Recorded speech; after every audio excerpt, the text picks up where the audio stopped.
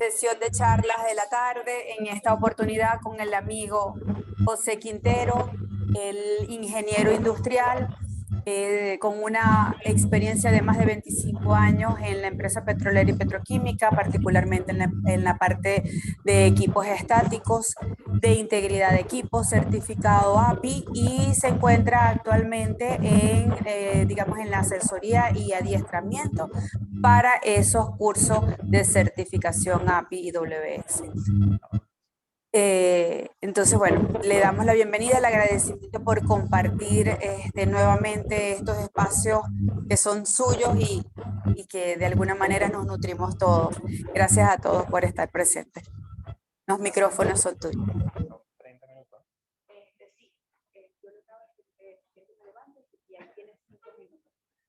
Está bien. Oye, qué apuro. Bueno, ¿cómo decir tantas cosas en tan poco tiempo?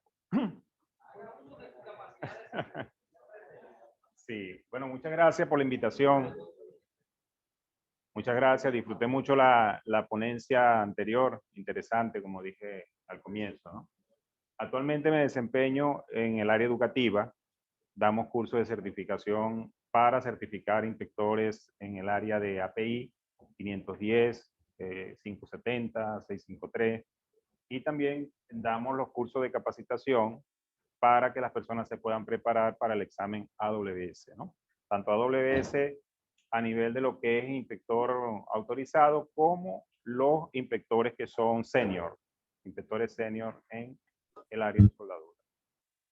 Bien, y actualmente en este momento estamos dando un curso de tanques criogénicos y estamos cerrando otro curso en la empresa Training de lo que es inspección visual y líquidos penetrantes. Bien, esta tarde vamos a conversar un poquito en estos ya no son 30 minutos. Tú tienes allí en este tiempo acerca de las consideraciones para elaborar planes. Tú tienes allí el programa este, ¿no? El programa del evento. Yo te lo envié. Ajá. Tengo Zoom. No, Zoom no, el WhatsApp. Es para ver el programa. Y yo te lo envío. Ah, ya. Para ver por dónde va. Muy reducida de cómo usted puede establecer un plan de inspección basado en las ecuaciones que establece la 581, la 580, en las metodologías para lo que es inspección basada en riesgo, ¿no? Adelante. Bueno, lo primero que tenemos que definir, ¿verdad? Lo que es el riesgo. O sea, el riesgo es una cuestión muy subjetiva, ¿no? Por ejemplo, para mí puede ser muy riesgoso pasar por aquí, ¿no?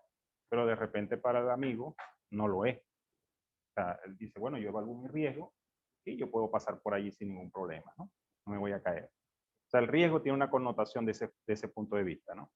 Ahora, definirlo para una empresa es algo complicado, tiene su complejidad. Desde el punto de vista industrial, desde el año 2000, que fue cuando salió la primera publicación de la 580, se empezaron a tener varias aproximaciones de un modelo matemático que pudiera explicar el riesgo para una organización. Entonces, la misma API 580 define el riesgo como una combinación de un evento, de sus probabilidades y las consecuencias que puede tener. El modelo matemático no es más que la probabilidad de falla por la consecuencia. Ese es el modelo matemático, ¿no? Claro, desde el punto de vista de definir ese modelo, llevarlo a términos de lo que es la organización, ahí es donde viene algo de complejidad y donde nace la 580 como una respuesta para que las organizaciones puedan expresar en términos numéricos, ¿verdad? En términos financieros o en términos de impacto de área de lo que puede ser la consecuencia de una liberación, que es lo que finalmente nosotros buscamos, ¿no? Evitar una liberación. En todos los estudios que se hacen desde el punto de vista de corrosión, estudios mecánicos, desde el punto de vista del diseño original, se busca mantener el equipo, operarlo de forma satisfactoria, mecánicamente hablando, ¿verdad? Y se vale el ingeniero, el diseñador de una serie de instrumentos para poder lograr mantener un equipo dentro de su vida útil con la capacidad de contención mecánica apropiada, es decir, que no tenga liberación. Finalmente eso es lo que nosotros buscamos en equipo que contiene presión o contiene algún fluido que puede ser un fluido tóxico. Entonces, la probabilidad y la consecuencia nosotros las podemos expresar numéricamente. Hay formas de hacerlo y esa es la que vamos a ver en un taller. Vamos a hacer un taller corto, no va a ser muy extenso. Va a durar como unos 5 minutos, vamos a tratar que dure. Pero yo entiendo que esta presentación les queda a ustedes. Ahí van a tener ustedes toda la metodología para poder hacer, llámese, las consideraciones posteriores a esta presentación. Adelante. Ahora, otro punto que tenemos que entender si queremos hacer un plan de inspección es que es una inspección, ¿verdad? Las inspecciones son actividades que se realizan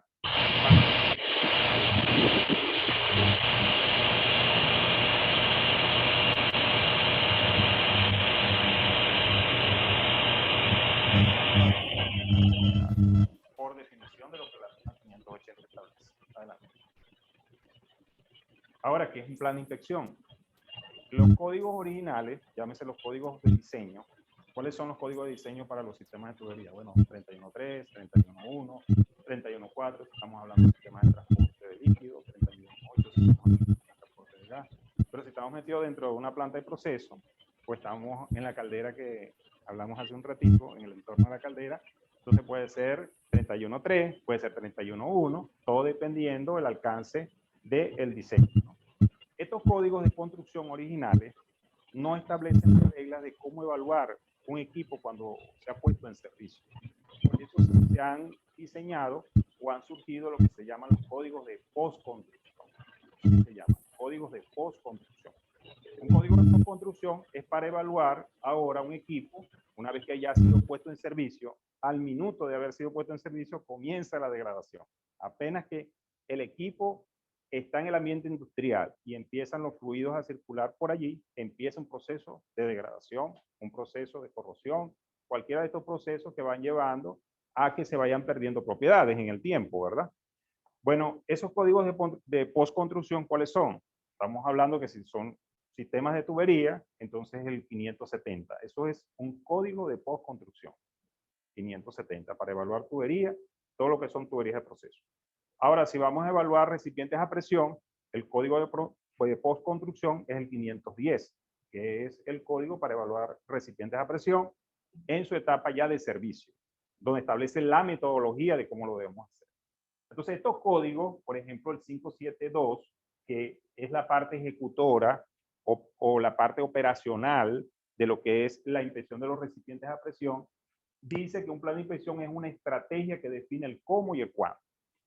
Entonces, yo en un plan de inspección tengo que definir la estrategia y dentro de la estrategia está vinculada con la meta de la organización, ¿verdad? Ahí está vinculada la estrategia. Entonces, yo tengo que ver, de acuerdo a los intereses de la organización, tengo que establecer en función de esos objetivos el cómo y el cuándo, o sea, qué recursos voy a necesitar yo, cuándo lo voy a hacer, con qué medios, con qué métodos son los apropiados para hacer las diferentes inspecciones. Y esto va a permitir entonces tener o mantener los recipientes o las tuberías y los dispositivos de alivio dentro de sus parámetros de contención apropiados de diseño. Adelante. La 570, que es para el caso de las tuberías, define un plan de inspección como acciones y estrategias. Esas acciones y estrategias, ¿verdad? Detallan todo lo que tiene que ver con el alcance y definen, y están definidas todas en un cronograma de inspección. Un concepto muy similar al anterior. Adelante. 581, que es la parte operativa de la 580. 580 establece el cómo nosotros vamos a diseñar un plan de inspección basado en riesgo, ¿no? 580 establece los lineamientos. Ahora, la 581 es la parte práctica de ese lineamiento, es el cómo yo voy a hacer esos análisis, cómo voy a hacer esos cálculos. Entonces, esta 581 establece que un plan de inspección son acciones documentadas. Entonces, el producto que yo tengo de un análisis de inspección basado en riesgo, básicamente es un plan de inspección. Ese es el principal producto que yo voy a obtener. Entonces, yo tengo en ese plan de inspección la extensión, es decir, el alcance de donde yo voy a aplicar, en este caso, los métodos de inspección, el método y el tiempo, así como las actividades propiamente de ese plan. Adelante. Ahora, teniendo en cuenta todo esto, ¿qué es la inspección basada en riesgo? Bueno, es un proceso, ¿verdad? Es todo un proceso, es una metodología que se aplica estructurada, mediante la cual se puede entonces hacer una evaluación y una gestión de los riesgos. Pueden hacer esas dos actividades dentro de ese proceso, ¿no? Adelante. ¿cuáles son los elementos básicos que debe tener un plan de inspección? Bueno, un plan de inspección, de acuerdo a la definición que dan los códigos de postconstrucción, de los que he mencionado anteriormente, está contenido por estos 9 aspectos, ¿verdad? Dentro de los cuales el primer aspecto es principalmente definir el tipo de inspección necesaria que se debe aplicar. Puede ser una inspección intrusiva, es decir, que yo tengo que entrar al equipo directamente la persona o a través de un medio indirecto, o puede ser una inspección externa, ¿verdad? Ahora, ¿cómo se define eso? Bueno, usted tiene 2 vías, ¿no? Para hacer eso, o 2 vías principales. Una, a través de las medidas prescriptivas que establecen los códigos de postconstrucción. Los códigos de postconstrucción, ellos normalmente dicen cómo usted puede hacer un plan de inspección de manera básica. Es decir, simplemente aplicando una receta que ellos mismos contienen. Eso se llama un plan prescriptivo, un plan general de inspección.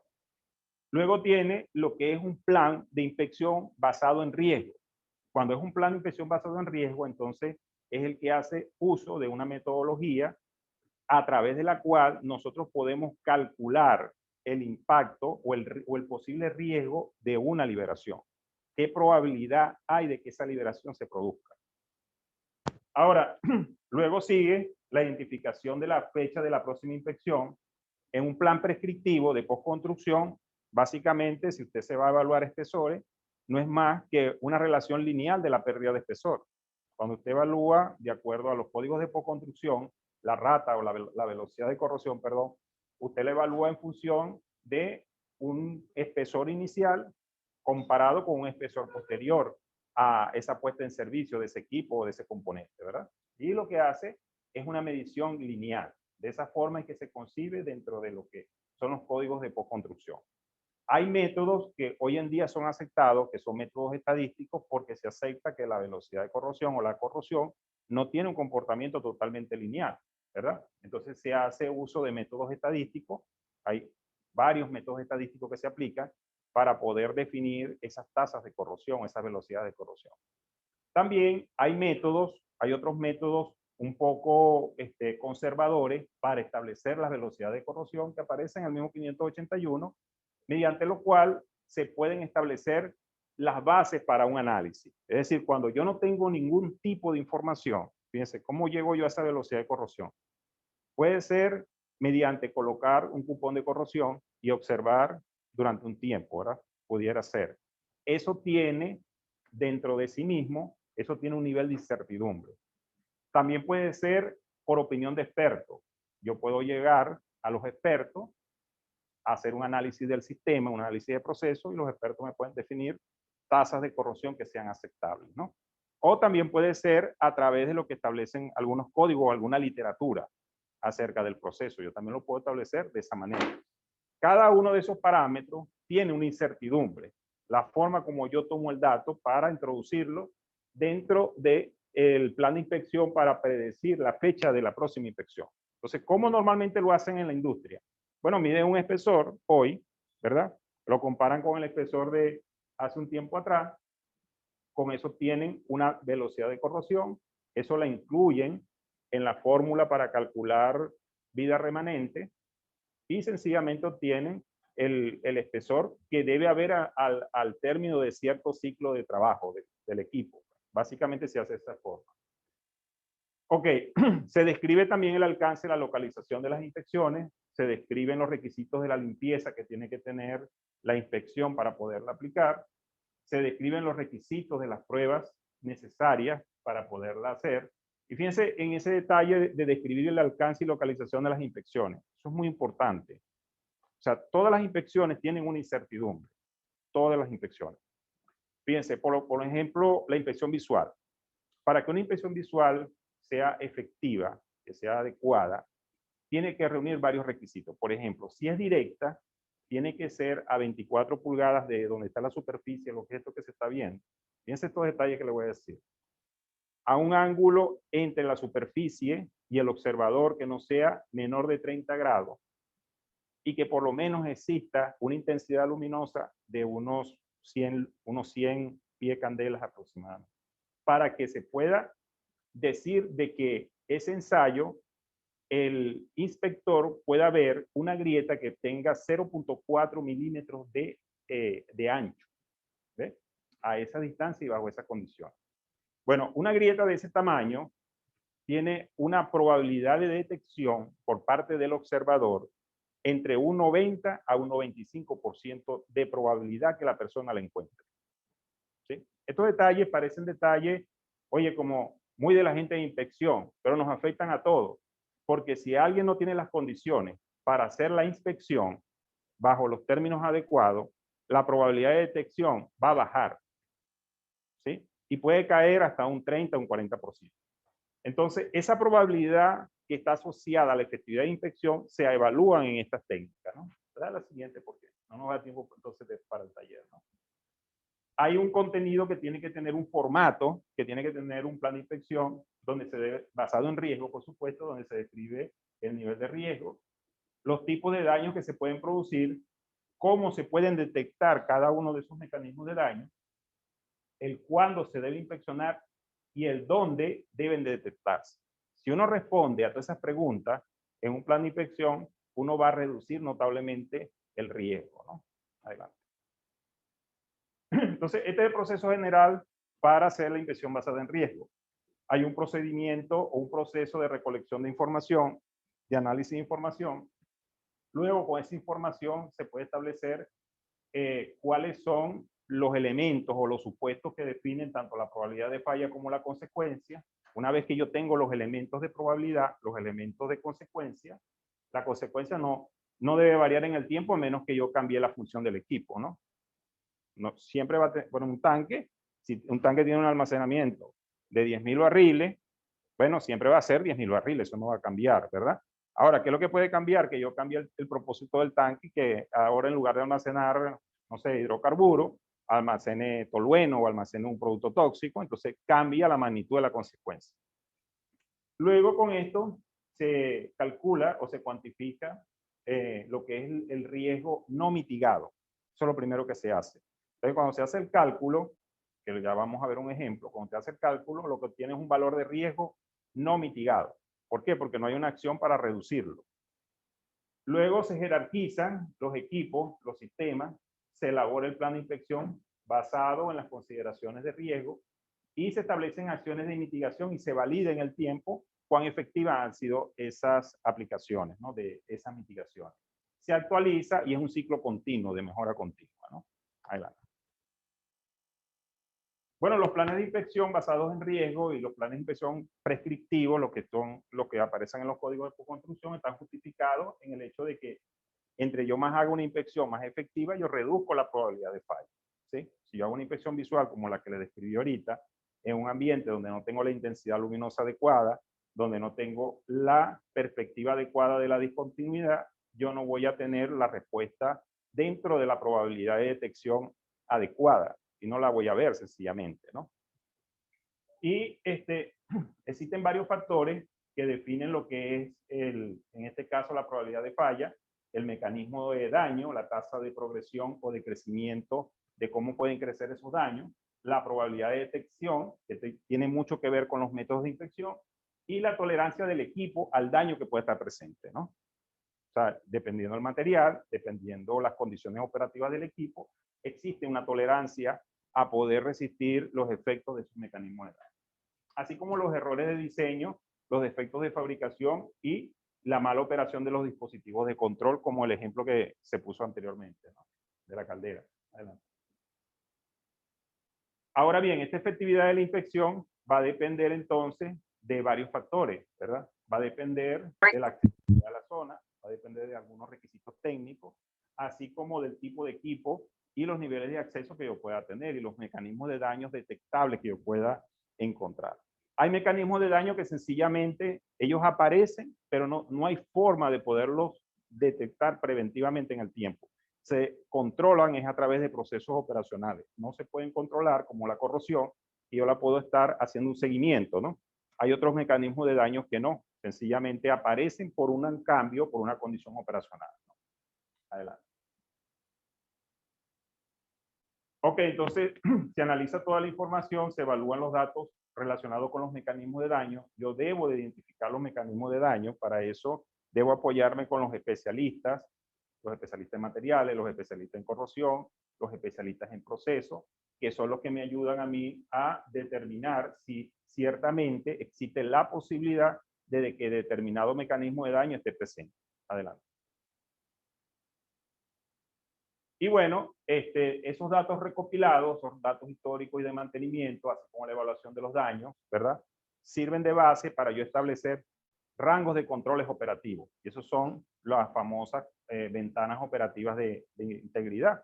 Una ventana operativa de integridad me establece márgenes o rangos, ¿verdad? Donde yo tengo contadores que me indican si está fuera de control o de parámetro el equipo en su funcionamiento y compromete su integridad mecánica, ¿no? Entonces, una evaluación de este tipo debe de ir acompañada obligatoriamente de una evaluación de ventanas operativas de integridad. Por ejemplo, la caldera que hablamos ahorita, ¿verdad? La forma de poderla tener en un control total de su integridad mecánica es estableciendo un programa basado en ventanas operativas de integridad, donde yo puedo ver todos los parámetros que están alrededor de ella, ¿verdad? Y establecer cuando un parámetro de esos sale de control, cuál va a ser el impacto o la consecuencia dentro de la integridad mecánica del equipo. Adelante. Bueno, eso nos lleva a unas ecuaciones básicas. Estas dos ecuaciones, de ahí en adelante, surgen una serie de premisas y de supuestos que se deben hacer para hacer los cálculos. Aquí viene una pregunta que es usual cuando yo doy estos cursos, es, profesor, ¿yo puedo elaborar o diseñar mediante hojas de cálculo los análisis de impresión basada en riesgo? ¿Lo puedo hacer? Bueno, eso tiene un depende bien grande, ¿no? Depende. La 581 acepta de que usted puede utilizar hojas de cálculo, siempre y cuando los fluidos característicos que están allí en esa normativa sean los mismos del proceso que usted está estudiando. Si es diferente, si es distinto, entonces esas tablas que están allí no van a representar al fluido característico. Entonces usted tendría que hacer simulaciones para poder llegar al cálculo correcto de la consecuencia. ¿Sí se entiende eso, verdad? Es decir, usted va a analizar, no sé, un fluido característico etano, propano, no hay problema porque las simulaciones que dieron lugar a las tablas que aparecen en 581 está basada en esos fluidos característicos. O sea, no va a haber problema con todos los parámetros, que si la densidad, etcétera, que todas las propiedades físicas que pueda tener, en este caso, la sustancia, el producto que estamos manejando, ¿no? Pero si estamos hablando ahora de otras reacciones, entonces nosotros tendríamos que utilizar ya un software especializado. Tenemos que hacer simulaciones para poder llegar a un resultado. O sea, no lo puede hacer usted con hojas de cálculo. Eso es caerse a mentiras, dicho de forma nuestra aquí venezolana, ¿no? Entonces, bueno, tenemos estas dos ecuaciones. La primera dice que el riesgo, fíjense que está la variable tiempo, porque yo puedo propagar el riesgo en el tiempo, ¿verdad? Puedo hacer una simulación del riesgo, puedo hacer una propagación de la incertidumbre en el tiempo.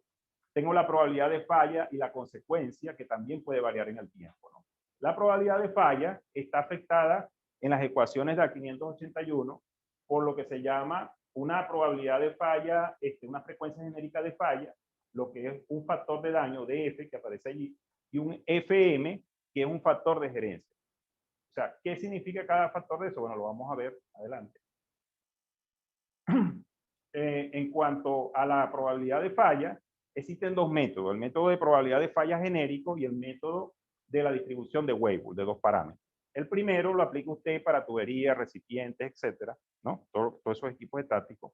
Y el segundo, que es el parámetro de Weibull o la distribución de Weibull de dos parámetros, lo aplica usted para evaluar, por ejemplo, dispositivos de alivio de presión, lo que son válvulas de seguridad, ¿no? Adelante. En cuanto a la frecuencia genérica de falla, la normativa establece una frecuencia genérica de falla para los diferentes tipos de equipos. Claro, aquí no se aprecia bien, de hecho no se lee adecuadamente, pero allí en esta columna se indican todos los tipos de equipos, que si son tuberías en diferentes diámetros, que si un tanque, que si un recipiente a presión, y los diferentes valores de frecuencia genérica de falla, ¿sí? Adelante. Claro está, ese factor de frecuencia genérica de falla, allí aparece como una referencia. Sí, es un valor estadístico, sí. Es la cantidad de veces que puede fallar ese equipo en un periodo de tiempo, pues. ¿Sí? Es un valor estadístico. ¿Sí? Luego, ese valor estadístico, y es bueno la observación, ese valor estadístico dice esta norma que es una referencia, pero que es obligación del usuario establecer la frecuencia genérica de falla si tiene los valores estadísticos de sus equipos que está estudiando. Ok, el factor de daño depende del mecanismo de daño, ¿sí? No vamos a entrar en detalle de esto porque no nos da el tiempo, ¿no? Pero aquí aparece, por ejemplo, factores de daño relacionados a adelgazamiento. ¿Qué es adelgazamiento? Lo que nosotros conocemos como la corrosión interna, ¿no? Eso es adelgazamiento, ¿sí? También tenemos corrosión externa, corrosión bajo aislamiento, agrietamiento inducido por hidrógeno, etcétera, ¿no? Existen una serie de 21 mecanismos de daño hasta la fatiga mecánica, donde nosotros podemos calcular el efecto que tiene tanto los aspectos que ocasionan el daño como la inspección que se realiza para monitorear esos daños, ¿no? Adelante. Existen tablas donde nosotros podemos, por ejemplo, como el ANGE PCC3, donde nosotros podemos ver los diferentes mecanismos de daño, el modo como eso puede fallar, el material en algún momento, y los métodos de evaluación o de examinación para los diferentes tipos de defectos. Adelante. Está el factor de gerencia, que no es más un factor de gestión para definir cuán acertada es la gestión de la organización. Adelante, que ya no nos queda tiempo ni, bueno. Esta es la consecuencia, el flujograma de consecuencia que comienza con definir las propiedades de los fluidos que están contenidos en el equipo o en la tubería y termina entonces con el cálculo de lo que es la consecuencia, que puede ser una consecuencia de tamaño de área afectada o una consecuencia financiera. Adelante. Y bueno, y estos son los diferentes tipos de cálculos de consecuencia que pueden estar basados en área o en aspectos financieros. Siguiente. Esta es la ecuación que se utiliza, bien sea para evaluar desde el punto de vista financiero, básicamente, o desde el punto de vista de área, ¿no? Si es desde el punto de vista de área, es todo el área de afectación que se va, los daños, las fatalidades que se pueden producir producto de una liberación que pueda haber del equipo, no una liberación que pueda afectar un área determinada. Y tenemos los aspectos financieros que toman en cuenta pérdidas de oportunidad, pérdidas relacionadas con el desempeño de los equipos, pérdidas relacionadas con la restauración de la planta, pérdidas económicas en general, de restauración de los suelos, etcétera, ¿no? Así como pérdidas operacionales. Adelante. Entonces, al momento de hacer el plan de inspección o hacer el análisis de riesgo para elaborar el plan de inspección, yo puedo puede ser que lo haga en un momento donde todavía la fecha objetivo del riesgo permisible está lejos de allí, ¿verdad? Puede ser que yo lo haga en esa etapa. Siguiente. O puede ser que yo, al momento de hacer mi evaluación de riesgo, ¿verdad? Yo superé el riesgo objetivo. Es decir, que cuando calculé el riesgo estuvo por encima del riesgo aceptado por la organización. Adelante. O puede ser que yo hice mi evaluación de riesgo, pero para el momento de hacer mi evaluación de riesgo, yo todavía estoy muy por debajo, o sea, el riesgo objetivo está muy arriba del riesgo calculado para el momento de hacer mi inspección basado en riesgo. Adelante. Esto es un caso, un equipo, es un ejemplo, eso les va a quedar a ustedes, no me da tiempo de poderlo detallar porque ya estamos ya en la hora, ¿no? Bueno, se trata de un tambor, se dan las características operativas de ese equipo, ¿verdad? Se dice que él opera 50% líquido y la otra parte es un gas. Adelante. Hay todas unas características de diseño que están acá. Fecha de fabricación, tolerancia a corrosión, etcétera. Adelante. Y bueno, se dan unos datos de operación y mantenimiento. Siguiente. Con esos datos, ¿verdad? Con los datos de operación y mantenimiento y con los datos de diseño se calcula lo que es el factor de adelgazamiento o el factor de daño. Entonces, eso depende de aquellos mecanismos de daño que yo identifiqué. Para este ejemplo, para este caso, se determinó, por ejemplo, la corrosión bajo esfuerzo que estaba presente. Y para eso se calculó lo que es el factor de daño, por ejemplo, para la fecha que se hizo la inspección, y para la fecha del plan. Fíjense que esto es la fecha de la inspección y la fecha del plan de inspección. O sea, para comparar cómo se mueve el factor de daño. Adelante. Bueno, obtenidos esos valores, sencillamente se determinó lo que es la probabilidad de falla, ¿verdad? Ya yo tengo lo que es el factor de daño y tengo la frecuencia genérica de falla porque yo conozco el equipo. Y con eso se calcula la probabilidad de falla de ese componente. Adelante. Posteriormente se calcula lo que es la consecuencia de que exista una liberación de ese recipiente, ¿no? Para el cálculo de consecuencia, fíjense, se toma nuevamente el factor de falla genérica. Aquí dice N, quiere decir para cada una de las posibilidades de liberación que puedan existir, ¿no? Luego se multiplica por lo que es la consecuencia como tal, en este caso diaria, entre un factor de frecuencia genérica de falla total. Eso nos da que la consecuencia expresada, en este caso en el sistema internacional, es de 1590 metros cuadrados. Esa es la consecuencia de que existe una liberación en ese equipo, ¿no? Adelante. Luego se tiene la información de lo que es en este caso, el riesgo financiero objetivo, ¿verdad? Y el área objetivo, es decir, cada organización, cada empresa tiene que tener un análisis preliminar de riesgo que dice cuál es el riesgo que ella tolera desde el punto de vista financiero o desde el punto de vista de daños que puedan haber en sus instalaciones. Adelante. Bueno, eso nos lleva a nosotros que para el momento que se hizo el análisis de inspección basado en riesgo aplicando estos cálculos, nos da que la fecha de la próxima inspección está en el caso 2, ¿verdad? Está ya sobre lo que es el valor de riesgo tolerable. Es más, si lleváramos esto 10 años más de la fecha de la inspección que se hizo o del análisis de inspección basado en riesgo, nos dice que para el año, por ejemplo, este año, que son 2022, nosotros estaríamos excediendo el valor de riesgo objetivo. Entonces, ¿qué tenemos que hacer nosotros como técnicos? Bueno, tenemos que ver cómo nosotros, a través de una inspección más eficiente, podemos bajar el nivel de riesgo del equipo como tal, ¿no? Si es el caso que es posible. Adelante. Para eso, ¿verdad? Nosotros lo que hacemos es que dividimos lo que es el riesgo del plan entre el riesgo objetivo y nos da ese factor que está allá, que son 3.48. Para resumir, ¿qué quiere decir ese 3.48? Quiere decir ahora que yo tengo que idear una estrategia de inspección que me permita a mí reducir el riesgo en esa proporción, en 3.48. Ahora, esa estrategia depende de revisar cómo hice yo la inspección. ¿Fue una inspección visual? ¿Fue una inspección simplemente paso a paso que llaman, donde la persona tuvo un nivel de certidumbre sobre los datos muy baja? ¿O fue una inspección alta, ¿no? Todo depende de la característica de esa inspección. Entonces, ahora eso me tiene que llevar a mí a revisar, ¿verdad? Cuánto fue mi efectividad de inspección para ver si es posible que yo haga una reducción de ese parámetro. Adelante, porque no nos va a dar mucho tiempo. Sí. Ok, siguiente. Ahí se hizo el cálculo nuevamente, ¿verdad? Y se determinó una nueva probabilidad de falla haciendo el ajuste. ¿Dónde estuvo el ajuste? Dale un poco de cerca, por favor, para explicar eso, para no dejar eso por fuera. Ok, el ajuste estuvo, ¿verdad? En que yo revisé cuántas inspecciones previas había hecho. Y revisé la calidad de esas inspecciones. Entonces volví a hacer inspección, a tomar esos datos, porque a lo mejor era una velocidad de corrosión que no se ajusta a la realidad, por ejemplo.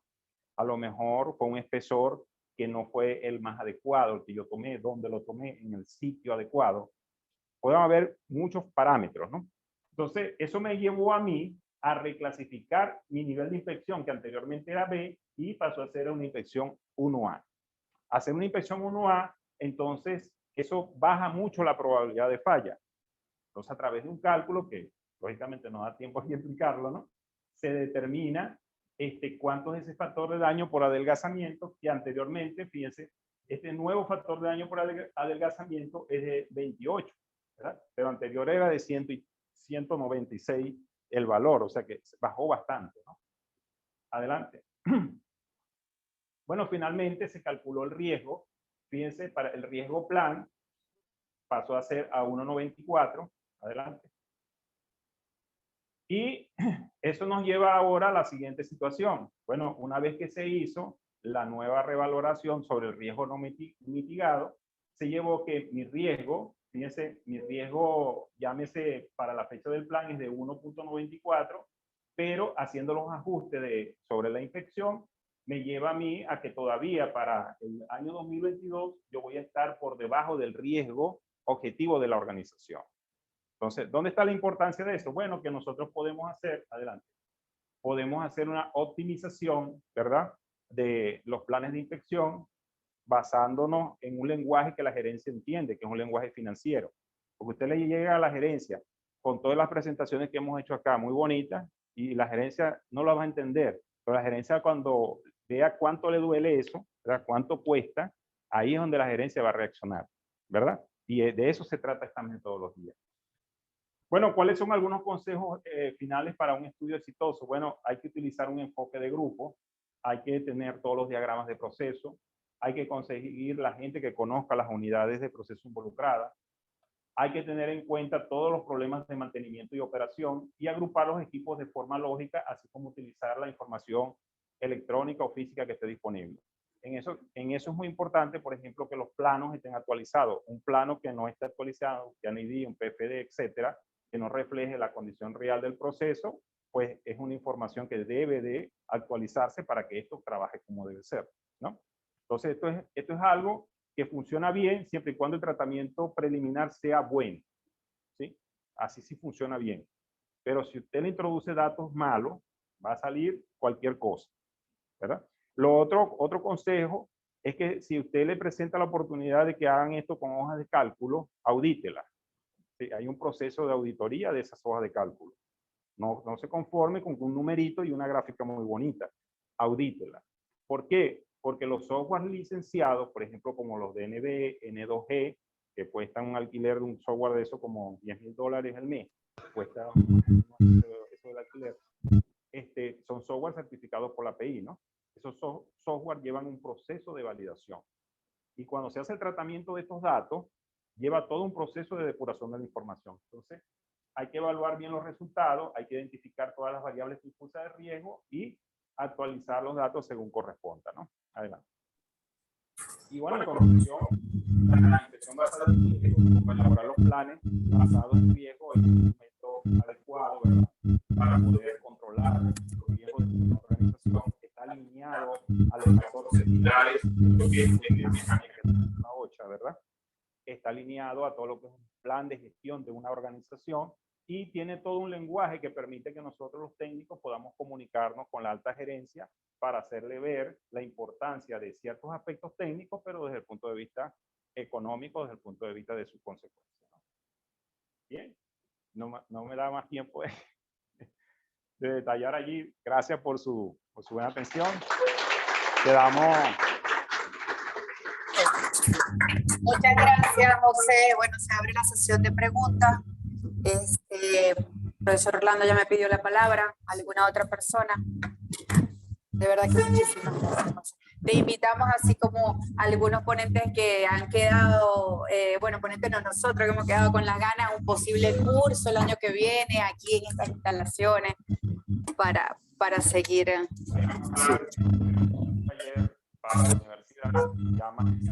Correcto, correcto. Exactamente, me parece bien. Sí. ¿Ya? Sí, está bien. Listo. Ok. Bueno, José, gracias por la excelente y todavía una presentación que yo sé que el tiempo no da para esto. Cuando uno está trabajando o en la parte de inspección, el ingeniero de corrosión es básicamente la información que le envían los inspectores, ¿verdad? Entonces, eso es fundamental, es monitoreo, inspección, etcétera, ¿no? Entonces, pero hay varios problemas y en ninguna industria los problemas son diferentes. Por ejemplo, la gente de los jefes tienen un problema que es diferente de pronto al inspector en ensayo no destructivo, que es otro problema. Otros tienen problemas diferentes. Entonces, ahorita nosotros, universidad, los estudiantes nuestros tenemos también problemas diferentes. Ahorita, por ejemplo, el grupo de corrosión, uno de los cursos que más se acerca a inspección es el curso de análisis de falla, aunque todos tienen que ver, ¿no? Pero el curso de análisis de falla. Entonces, hay un problema que es cómo trabajar o cómo conocer todo lo que tenga que ver con la inspección. Entonces, yo he visto, y lo voy a enumerar aquí porque lo estaba escribiendo para decir, por lo menos me acuerdo de la mayoría, que existen infinidad de métodos de inspección. Bueno, infinidad no tanto, pero por lo menos yo creo que tengo anotado como 10 tipos aquí, entre los cuales uno es la inspección basada en riesgo, el RBI. Y que sabemos ya con todas las administraciones que José nos está diciendo acá, todo lo que eso requiere. Eso requiere un montón de información e información que luego sea susceptible de ser cuantificada para estimar tanto las probabilidades como las consecuencias. Pues si no, no vamos a buscar el numerito mágico que dice si está por encima de tal valor, lo hacemos, si no, no lo hacemos, y si no, hacemos un proceso de jerarquización de los planes de inspección, etc. ¿Verdad? Por cierto, hay unos métodos de jerarquización basados en teoría de grafos, que sería interesante analizarlo, y hay algunos software al respecto, y no sé si lo has trabajado por allí. Entonces, por ejemplo, nosotros en el curso de análisis de falla, una de las cosas importantes es el análisis de causa-raíz. El otro es el FMEA, o sea, el modo de falla, modo de análisis de falla, que se confunde un poquito con el curso, con lo de análisis de falla como tal, pero es como más sencillo, ¿verdad?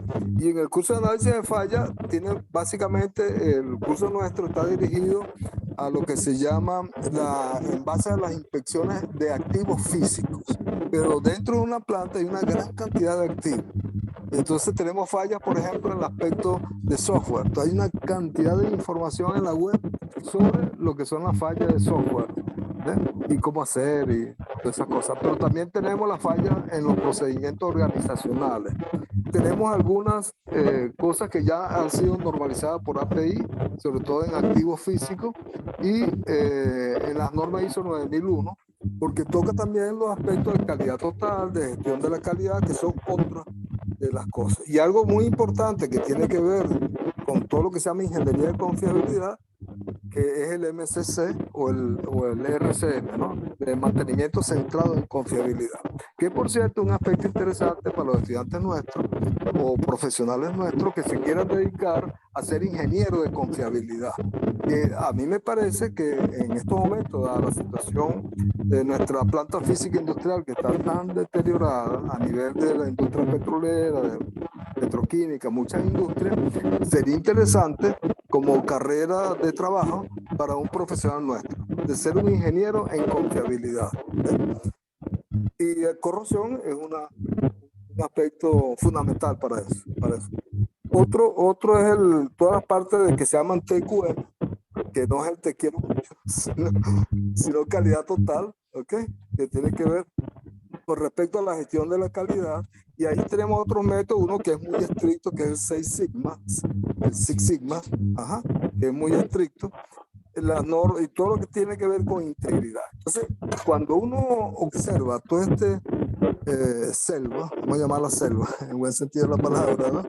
De métodos de inspección, por ejemplo, tú estás dando el curso de RBI, otro dará el curso de MCC o RCM, de mantenimiento centrado en confiabilidad, y cada quien está enamorado de su método, y cada quien hace lo de su método. Pero yo creo que en las condiciones actuales que se requiere para la industria actual está en que necesitamos profesionales que tengan dominio de diferentes métodos, porque aquí requiere una de las cosas básicas y que tenemos problemas en el país son los procedimientos de documentación, que es que nadie escribe, pues. Y si escribe se vota y no se clasifica, o tú vas a buscar lo que tú decías, los planos, tú vas a buscar alguna cosa y no la encuentras, y es un problema encontrar algún tipo de información. Entonces, como se trabaja, eso se llama trabajar en condiciones de incertidumbre.